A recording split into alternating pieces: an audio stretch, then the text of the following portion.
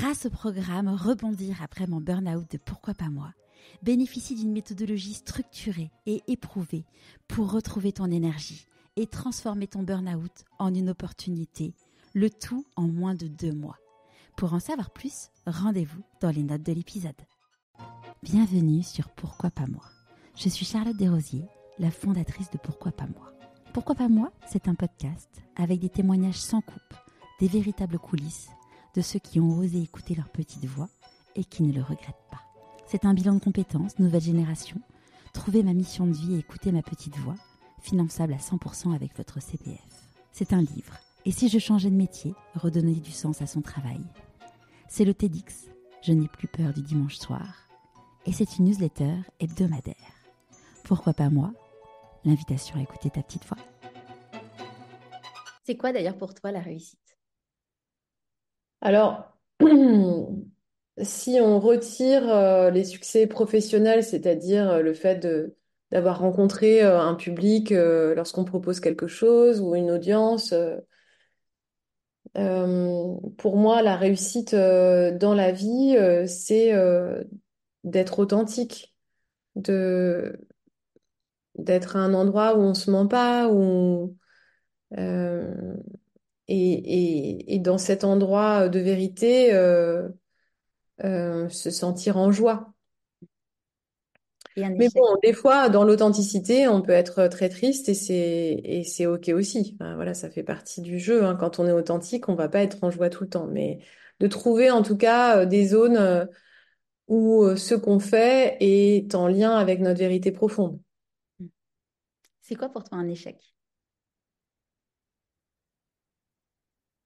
Ben, c'est une zone d'apprentissage, mais c'est quand même un moment qui est inconfortable quand on fait quelque chose et que ça marche pas comme ce à quoi on s'attendait, c'est quand même toujours un peu difficile à vivre. À quel moment dans ta vie tu t'es dit pourquoi pas moi? Oh, plein de fois, plein de fois, je dirais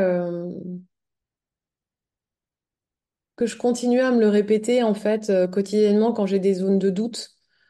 Donc je me dis bah pourquoi pas oui, pourquoi pas moi? Pourquoi ça fonctionnerait pas pour moi? Allez, on y va quoi. Aujourd'hui, ça t'arrive encore souvent d'avoir des zones de doute? Mais quotidiennement.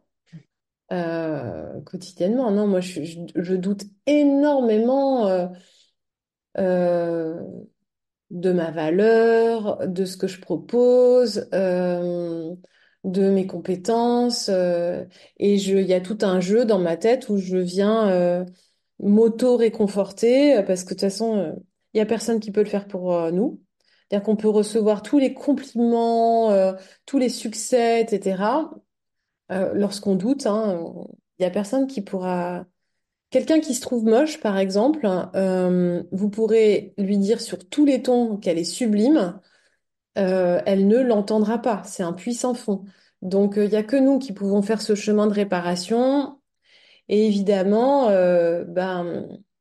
la confiance en soi, l'estime de soi, la valeur qu'on s'accorde, c'est des choses qui se construisent dans la petite enfance, mais qui grandissent aussi à mesure qu'on a été rassuré, réconforté par justement des moments de grande joie, de succès. Et quand il y a des répétitions en fait d'échecs ou de situations difficiles qui nous mettent en péril, ben, on va développer plein de stratégies pour ne plus jamais revivre ça et donc se priver potentiellement de prendre le risque d'aller dans une zone qu'on ne connaît pas. Or, c'est à chaque fois qu'on va là où on ne sait pas trop qu'on a la possibilité de se déployer encore. Sinon, on reste dans une petite boîte un peu serrée. Mais bon, tout ça, c'est facile à dire sur le plan pratique, enfin, je veux dire théorique, mais dans la pratique, c'est hyper difficile à. Mais pour moi aussi, hein, je veux dire, tous les jours, là, je me lance des nouveaux défis et j'ai peur. J'ai peur, je sais pas si ça va marcher. Euh, voilà. Qu'est-ce que tu penses que la petite Lily de 6 ans dirait si elle te voyait aujourd'hui? Moi, je pense qu'elle dirait ah, c'est super! Je pense qu'elle en reviendrait pas, elle serait contente. Elle serait contente pour moi, mais euh, il y a plein de thérapies actuelles qui permettent d'entrer en contact avec l'enfant qu'on était. C'est un travail que j'ai jamais cessé de faire parce que j'ai été amenée à consulter dès l'âge de 16 ans, vraiment dans un état d'urgence assez important. Donc voilà, j'ai 47 ans, ça fait 31 ans que je travaille là-dessus.